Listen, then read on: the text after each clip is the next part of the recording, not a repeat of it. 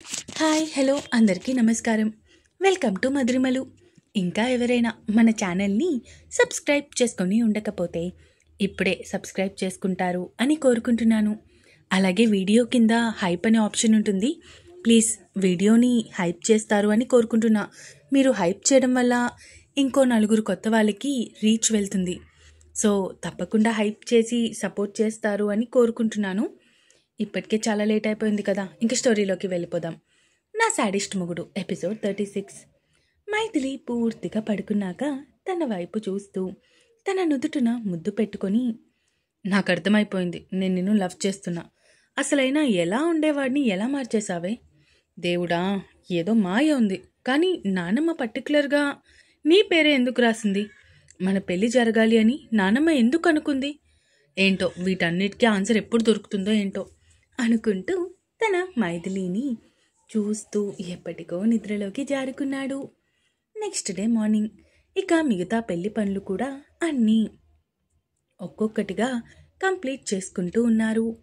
కానీ ఎందులో కూడా మైథిలి ఇన్వాల్వ్ అవ్వకుండా చూసుకుంటూ ఉన్నాడు వీర్. ఒకవేళ మైథిలి పనులు చేస్తాను అన్నా కూడా తనతో వాదించి ఆపాడు వీర్.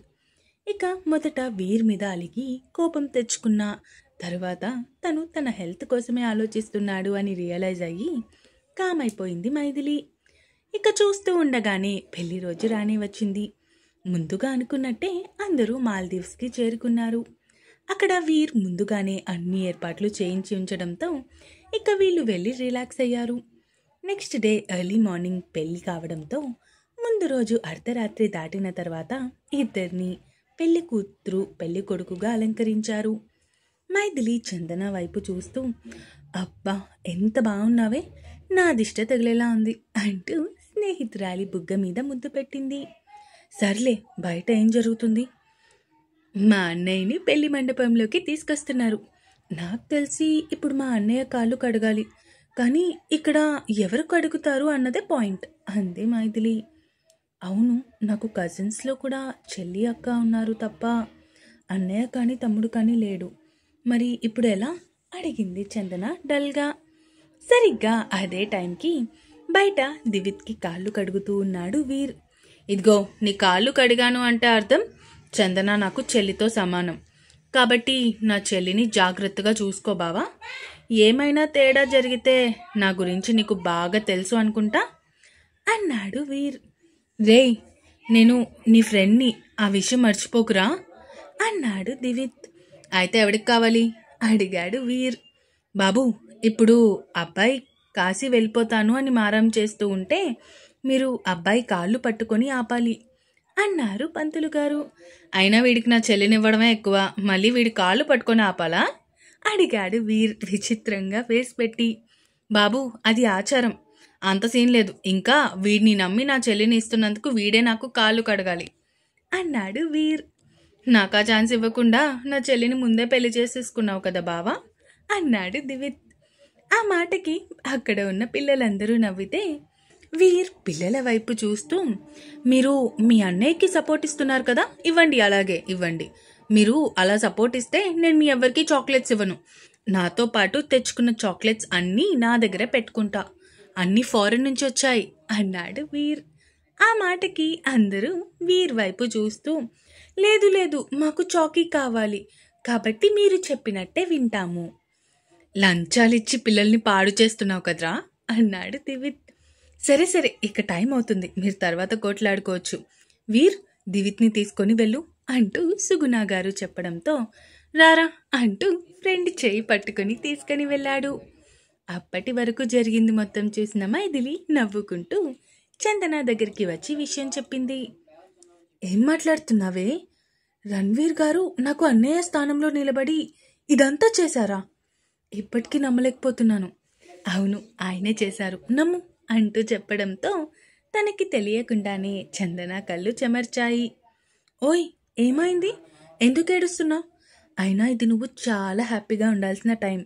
ఈ టైంలో ఇలా ఏడిస్తే ఎలా చెప్పు అంటూ తన కన్నీళ్లు తుడిచి చందనాని నవ్వించే ప్రయత్నం చేసింది. ఇక కొంతసేపటికి దివిత్ చేత పూజలు అన్నీ జరిపించిన తర్వాత అమ్మాయిని తీసుకొని రమ్మని చెప్పడంతో సుగుణ గారు కామాక్షి గారు ఇద్దరు వచ్చారు చందన దగ్గరికి.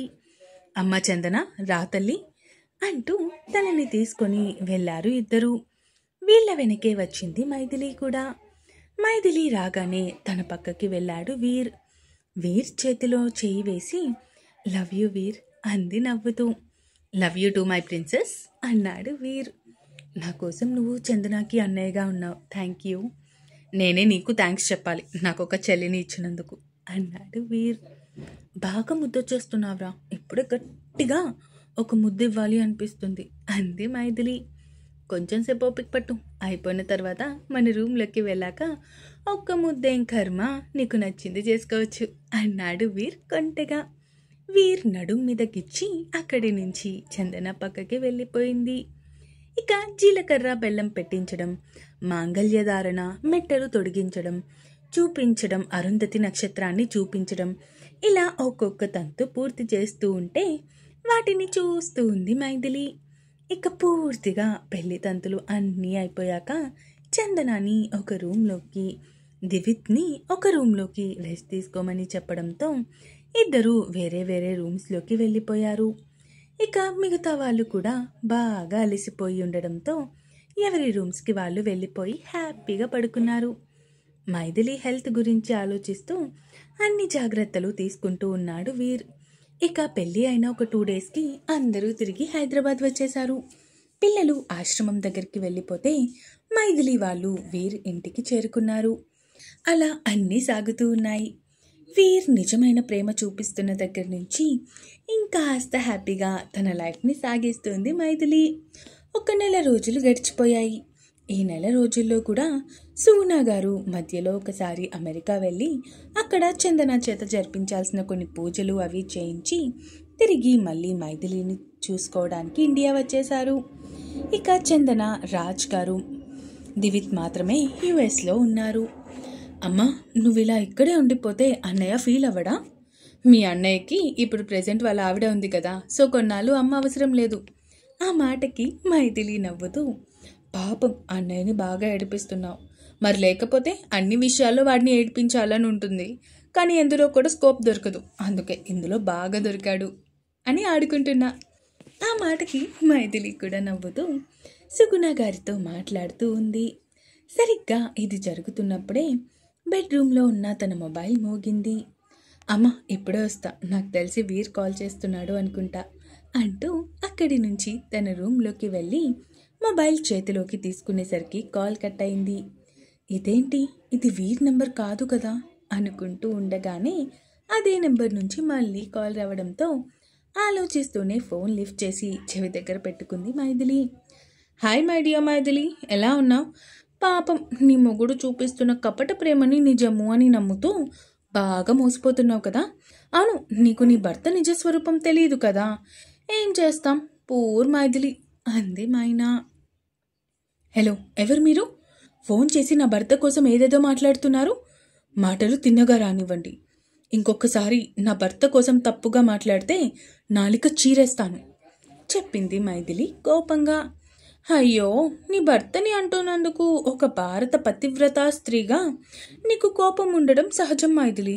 నేను ఇప్పుడు చెప్పబోయే విషయం వింటే నీకు మబ్బులు వీడిపోతాయి. ఎస్, అఫ్ కోర్స్, నేను చెప్తుంది నిజమే. ఇన్నాళ్ళు నీ మొగుడు మారిపోయాడు అని నీ మీద ముందు ఉత్తముడిలా నటిస్తూ నీ కళ్ళకి గంతలు కట్టాడు. ఇప్పటికైనా ఆ గంతలు విడిపించుకునే ప్రయత్నం చేయి మైథిలి అంది మైనా.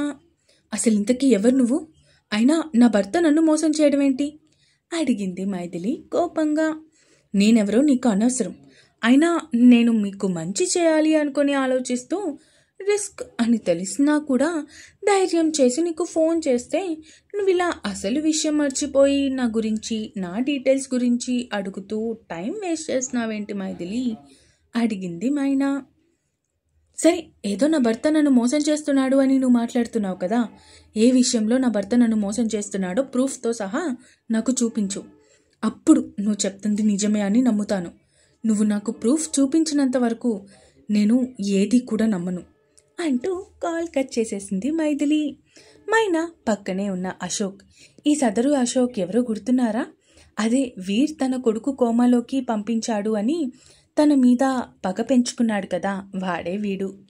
వైపు చూస్తూ, ఇప్పుడు దానికి ప్రూఫ్స్ పంపించినా అడిగింది మైనా. ఆగు, అప్పుడే కాదు, ఒక్క పావుగంట ఆగి అప్పుడు తనకి ఫార్వర్డ్ చేయి అంటూ చెప్పడంతో అలాగే అంటూ ఆ టైంకి పంపించకుండా ఆగింది మైనా. ఇక్కడ మైథిలికి అంతకంతకి అసహనం పెరిగిపోతూ ఉంటే తన ఫోన్ని పదే పదే చెక్ చేస్తూ ఉంది. డౌట్ లేదు, ఇది కావాలనే ఎవరో వీర్ మీద అబాండం వేయడానికి ట్రై చేస్తున్నారు. నిజంగా ఒకవేళ వీర్ నన్ను మోసం చేసినట్టయితే ఈ పాటికి వాళ్ళు ఖచ్చితంగా ప్రూఫ్ పెట్టేవాళ్ళు అనుకుంటూ ఆలోచిస్తూ ఉంది మైథిలి. సరిగ్గా అప్పుడే తన మొబైల్కి ఏదో నోటిఫికేషన్ సౌండ్ రావడంతో కొంచెం భయపడుతూనే ఓపెన్ చేసింది మైథిలి. ఇంకా ఉంది. ఈ ఎపిసోడ్ ఎలా అనిపించిందో కామెంట్స్ రూపంలో తెలియజేస్తారు అని కోరుకుంటున్నాను. అలాగే సబ్స్క్రైబ్ చేసుకోవడం మాత్రం మర్చిపోకండి. ఉంటాను. Bye bye.